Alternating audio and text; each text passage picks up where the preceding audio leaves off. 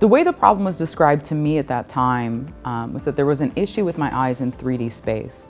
So my vision was great, 20/20 vision, and they just weren't able to get to that same point in space, and that was causing all of the symptoms that I was experiencing. So getting lost reading the same line again and again and again, and giving up on reading. So my reading and comprehension was pretty low, and my math and science was very high.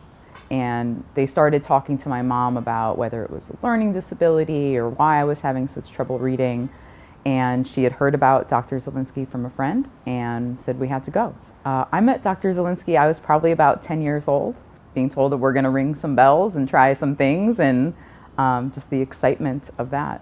My success as a student was very contingent on finding these glasses and correcting this issue.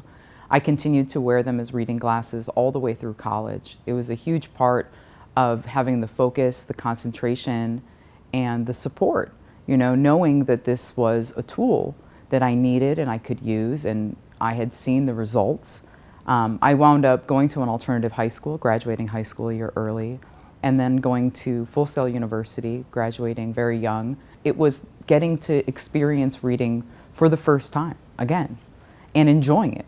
It reinvigorated that. And it wasn't like, oh, it was a hard time and there was practice. It was like all of a sudden, I've just read 50 pages in one sitting. What is this? This is a new thing. I don't think I would have finished high school.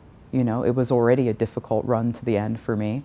I don't think I would have been confident going to college or being able to voraciously read the way I would need to. And I don't think I'd be able to operate in my current career, had I not been able to fix, correct, manage, and monitor my eye care and really my neural care, because the connection between those two things is really, really tight. I think the experience of finding that and learning about how the optics and my neurology work together is something that, struck me so young that it's become a part of what drives me. It's become a part of what inspires me. I went back to Dr. Zelinsky in my late 20s. It was like refinding a long-lost solution that I didn't realize I truly needed again. And I can't imagine having the success or ability to perform in my life had I not gone back.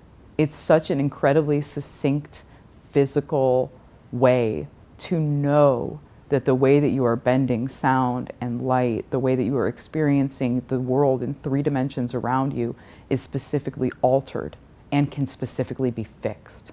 It's hard to not sound hyperbolic when I talk about the Mind Eye Institute. It's something that I am constantly talking to people about while I'm traveling, when we talk about how I got to make the art that I make, how I got to be in this life that I'm in. To me, it's the equivalent of having gotten an organ transplant. It fixed my brain. They're my dream goggles. The practice that Dr. Zelinsky has and what she's built is foundation to the future of human ability. It really is something that I don't imagine isn't going to be like wildfire at some point. And it's going to be a lot of, wow, I wish I had known about this sooner. I can't imagine, had I discovered this at this point in my life, how painful it would be to know that I had suffered for as many years as I had without them. It removed a measure of suffering in education that has allowed me to live an intellectual life that is very satisfying.